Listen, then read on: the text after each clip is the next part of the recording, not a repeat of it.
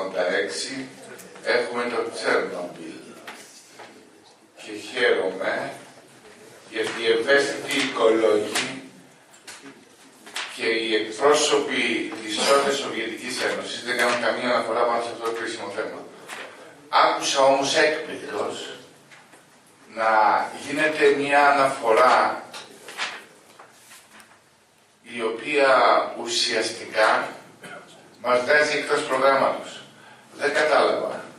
Οι επενδύσεις στην ενέργεια, ανεξάρτητα που επιτρέπονται ή που δεν επιτρέπονται ή ποιες είναι αδειοδοτημένες, δεν είναι αναγκαία συνθήκη για να βγει η χώρα από την κρίση. Δεν είδα ποτέ τους οικολόγους να είναι ευαίσθητοι και να ψηφίζουν θετικά για οποιαδήποτε επένδυση ΑΠΕ. Αντίθετα, ήταν πολύ αρνητική. Και αυτό δεν το καταλαβαίνω σε καμία περίπτωση.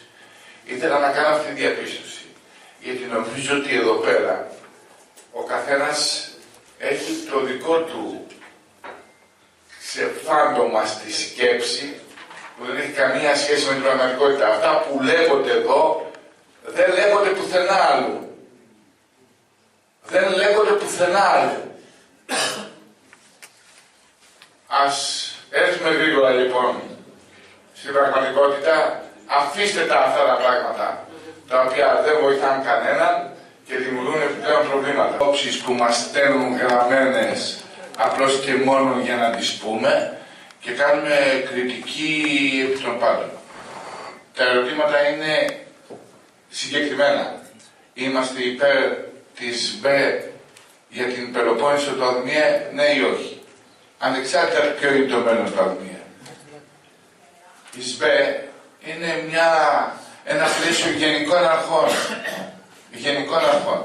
Εδώ ακούω για το περιβαλλοντολογικό αποτύπωμα που αφήνει η γραμμή του ΑΔΜΙΕ και όλα αυτά τα πράγματα τα οποία δεν υπάρχουν μελέτες που να λένε εάν υπάρχουν επιπτώσεις.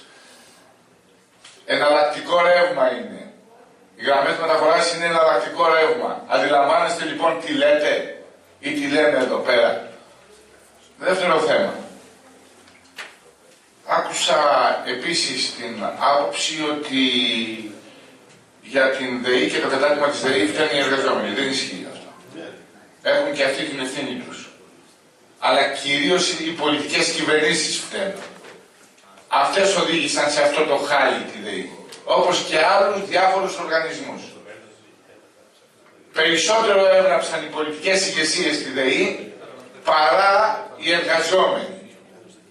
Για να ξεκαθαρίζουμε τα πράγματα. Διορθώνονται το λάθος, βλέπω την εισηγητή σας. Καλά κάνετε, σωστό είναι αυτό. Δεν ήταν λάθος. Μετά από την έγνοια που έχετε στρατηγικά να ξαναθυμίσετε στον τόπο την τρίτη μεραρχία του Ελλάς, ασφαλώς και βέβαια διορθώνω αυτά τα πράγματα, γιατί εσείς ούτε κότσια έχετε, ούτε κουράγιο να διορθώσετε τη δική σας συμπεριφορά και τα δικά σας λάθη. Έλεγα λοιπόν, το κρίσιμο θέμα είναι ότι για πρώτη φορά εξυγχρονίζεται και αποκτά μεγαλύτερη ικανότητα το δίκτυο μεταφοράς ηλεκτρικής ενέργειας. Είναι ανεπίτρεπτο στον 21ο αιώνα οι γραμμές μεταφοράς στην Πελοπόννησο να είναι 75'ες. Να είναι 75'ες. Αυτό καταλαβαίνει ο καθένας σε τι προβλήματα είχε οδηγηθεί το σύστημα και το κύκλωμα αυτή στην Πελοπόννησο. Τρίτο θέμα που θέλω να σχολιάσω. Κάποιος είπε ότι είναι για τη Μάνη. Να μην το ξαναπεί.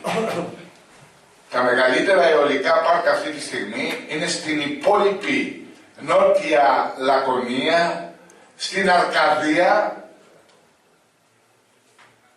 και μετά στις υπόλοιπες περιφερειακές ενότητες. Η Αρκαδία... Βαγγέλη, δεν τη σχολιάζω. Συγγνώμη, αλλά το λέει η μελέτη για αυτό. Βαγγέλη, να διαβάζεις καλά. Ως ΔΕΙΤΖΙΣ έπρεπε να ξέρεις ακριβώς τα θέματα στα οποία ασχολείται η μελέτη. Τέταρτο θέμα. Ναι, Αυτό το Περιφερειακό Συμβούλιο, με εισήγηση δική μου, ήταν από τα πρώτα Περιφερειακά Συμβούλια που εισηγήθηκαν στην περαιτέρω διεύρυνση της χρήσης του λιγνίτη. Το θυμόσαστε. Ή αν δεν το θυμόσαστε, να σας το θυμίσω εσάς. Και είχαμε ξεκάθαρη θέση. Ο λιγνίτης είναι το πιο φθηνό ενεργειακό υλικό και επειδή μετά το 2025 θα υπάρξει πρόβλημα στη χρήση του λιγνίτη, οφείλαμε αυτά τα κρίσιμα χρόνια να επωφεληθούμε την χρησιμοποίηση του λιγνίτη. Για να σας θυμίσω πόσο ευαίσθητοι ήσασταν για την ανάπτυξη καινούριων λιγνητικών μονάδων. Τώρα τι συνηθήκατε. Τώρα, όπου τα πράγματα δεν είναι καλά, γιατί το κόστος διαχείρισης του λιγνίτη της Μεγαλόπολης έχει πάει 35% επάνω. Και όσοι εργάζονται μέσα και ξέρουν τα πράγματα, το γνωρίζουν πάρα πολύ καλά. ΑΠΕ,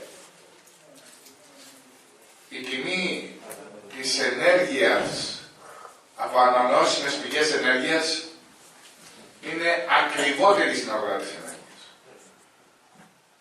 Αντί λοιπόν να λέτε το άλλο, ότι να δημιουργήσουμε ΑΠΕ για να περιορίσουμε την εισαγωγή φυσικού αερίου και την χρησιμοποίηση του ως ενεργειακό υλικό που εξυπηρετεί μόνο 2 μονοπωλιακές κοινοπραξίες στη χώρα, φτάνετε στο άλλο άκρο.